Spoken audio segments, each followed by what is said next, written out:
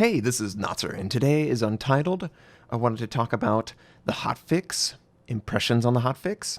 There was a Wargaming developer blog post highlighting a couple buffs and nerfs to some test ships, namely Georgia, Conqueror test ship, the Terrible, the Soviet battleships, a touch base on that, and then finally, my stream schedule, up in the air, YouTube, what's going on? I'm trying to refine my product. The game in the background is myself in the Tier 8 Premium American Destroyer, Kid. We're on the map Neighbors. The build is on the screen. It is my Gearing Commander coupled with a Tier 8 American DD build. There's nothing spectacular here. Hopefully the game is entertaining, but that's not why we're here. We are here to discuss the hotfix first. It was deployed globally yesterday, and I was able to play, pretty much a full night's worth of queuing on North America. We're talking about a general server population of about 11,000 to, when it was super late, I think it dropped down to 8,500. So over the course of probably 5 hours or so, I played roughly 75% of my games at Tier 10. And in that time, most of the games were played as a non-aircraft carrier. And in 100% of those games, I actually never played against a carrier. And it was really weird. We're talking 8 to 10 games where you dedicated a queue to Tier 10 and there was no aircraft carrier to be seen. But once I selected an aircraft carrier, I was able to experience the Tier 10 queue where it was pretty much exclusively 1 versus 1. Tier 10 versus Tier 10 aircraft carrier in a game chock full of battleships and cruisers. So in that respect, it was a complete success for the North American server. I can't speak on behalf of EU, Russia, or Southeast Asia because I just don't know how the queue is made up, but I never played ever in a game at Tier 10 with 2 CVs after the hotfix. And, immediately the day before, I was regularly playing double CV games in a Tier 10 queue bracket. So I am completely satisfied with that adjustment. I would honestly love that adjustment to come to Tier 8, if I'm being completely honest. Don't really care for Tier 4 or Tier 6. Those aircraft carriers are not really that good, and their DPS output is pretty pathetic. So, yeah, you go up against ships that don't have any A, but you also have terrible damage. So as long as you're actively maneuvering, you're going to do almost nothing to ships on the ground. So incredibly satisfied with the queue adjustment, but that's not the only thing that the hotfix introduced.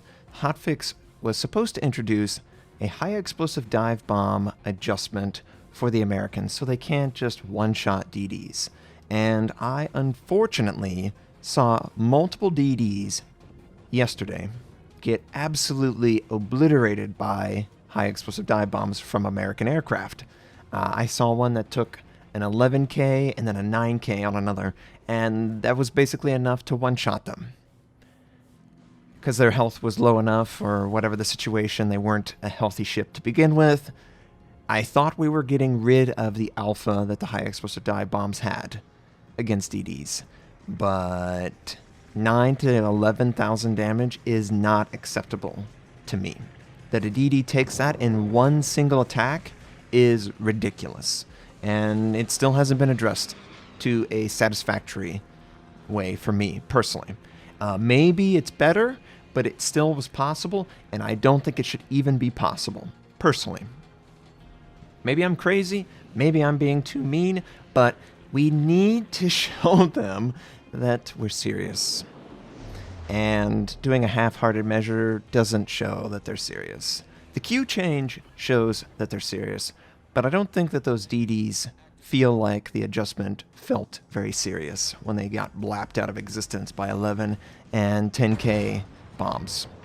Maybe it was an unfortunate timing that coincided with another attack by a surface ship or whatever, but I definitely didn't feel like high explosive dive bombs got nerfed enough. Now, those are the hotfix adjustments. Let's talk about the test ships that they also adjusted. So there's multiple changes here that I want to touch base on. The first one, the Terrible, is getting better crup on the armor piercing, also better gun velocity. The hit points are being adjusted to be more useful. All of these are trying to make the terrible more aligned with the future French DD design. And the future French DD design does not involve smoke or heal. Well, how can it possibly survive? Well, through mitigation with active maneuvering and speed. That's a French trait. If you've seen it on the Henri, you know what to expect on the French DDs. That's exactly what they're going to do. They're going to maneuver and dodge. Because they have to. I was playing Le Terrible yesterday, just to... Obviously, the patch changes didn't go live, I don't believe. But I just wanted to just see, with the aircraft carriers, is there a possibility? In one particular game, I was focused down rather hard. I couldn't rely on my speed. I couldn't rely on my AA. There's nothing I could have done. I wasn't fast enough to dodge, and my AA wasn't strong enough to do anything. I don't think I shot down a single aircraft in my Le Terrible. And that is a real concern. So, yes, they're buffing all these other traits of the ship, but if it's just focused down and killed by every aircraft carrier in existence, I can't see French DDs being all that popular. So there has to be something there that makes them more elusive than what they are currently, because it's just a little too easy for carrier players to keep their reticle on them and take them out. And, maybe Wargaming says, well, that's acceptable. That's what we're looking for. Yeah, but you can't hide in smoke, and you can't hide with heal.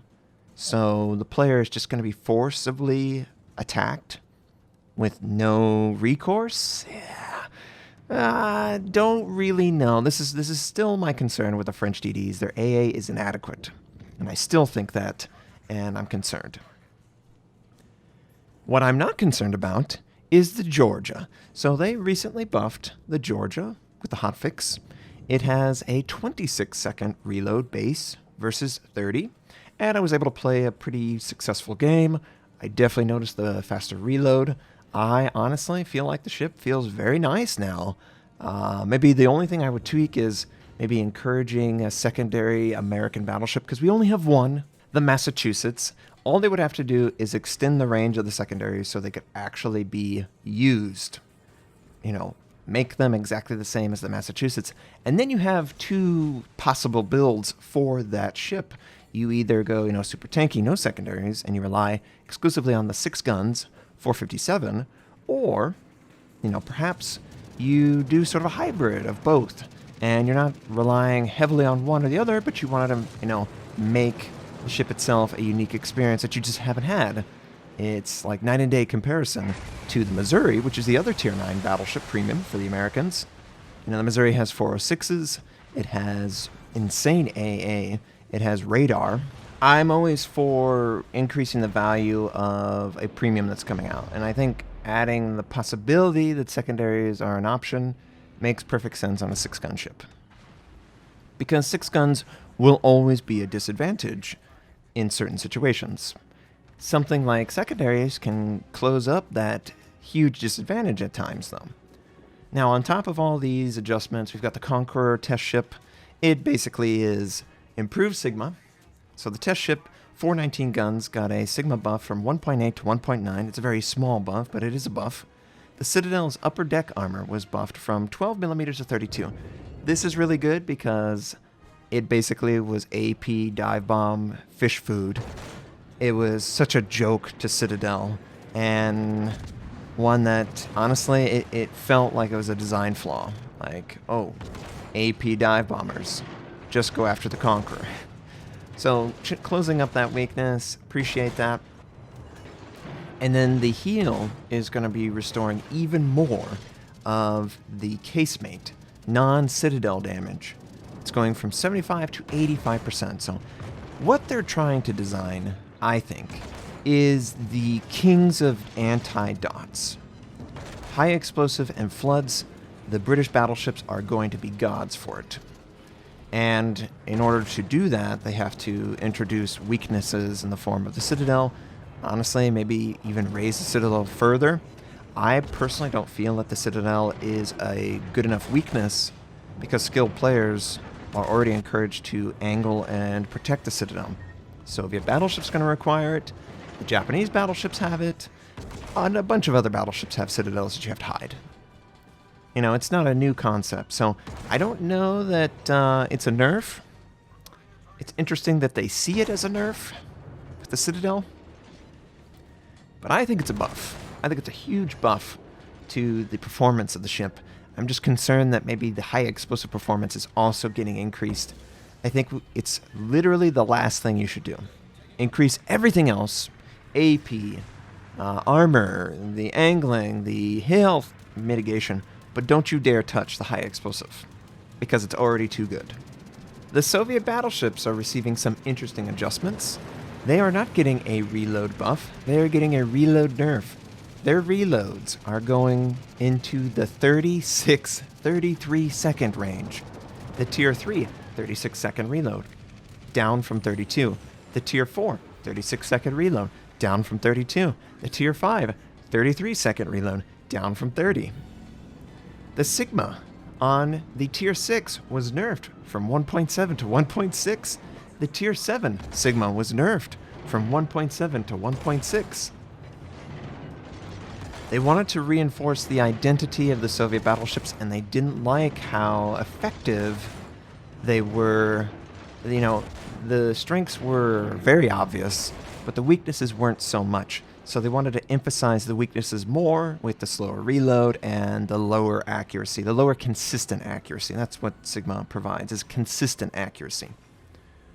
I don't know what to think about it. I tested the previous version, the armor nerf for the Tier 3 Soviet battleship, and it was still godlike. I still did over 100,000. I still got 4 or 5 kills. It still was a joke to play. It was incredibly easy to dominate. I don't know that nerfing the reload is going to change that, but it is a significant nerf, so we'll have to see how it goes. Conqueror test ship.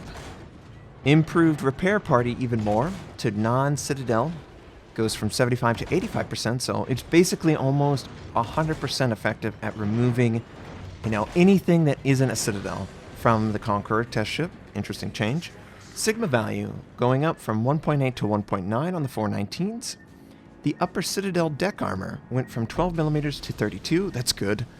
In testing it, armor-piercing bombs were doing like 30 and 40,000 damage to it on a single drop. It was ridiculous. It was so easy to Citadel with every single bomb.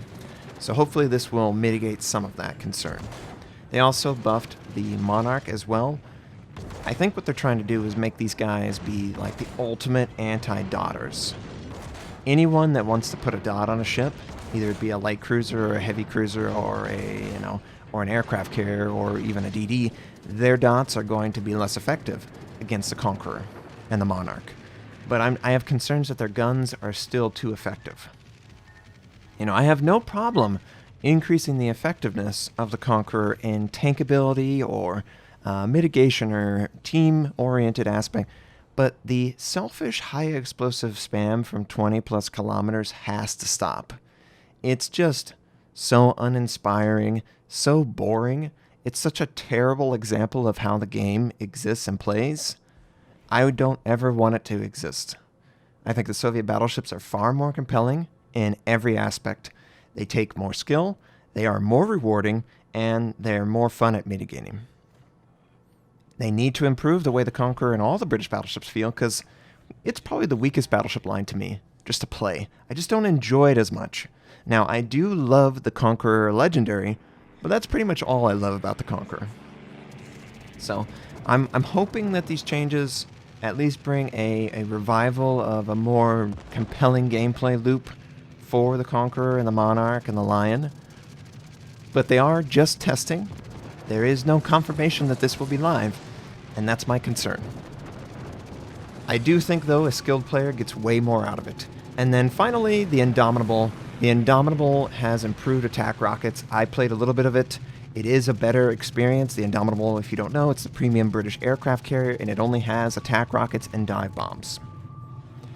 Now, we've done all that. We've talked about it. Final thoughts on the stream schedule.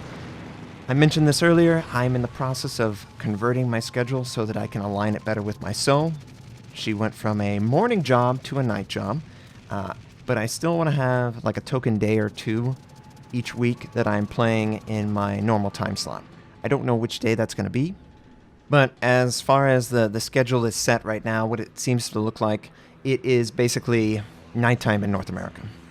And nighttime in North America, you know, daytime in Southeast Asia, and everyone's sleep time in Europe and Russia. So yeah, I realize that I am changing the audience, but you gotta understand, I want to have a relationship with my So if I work days and she works nights, we literally can't see each other.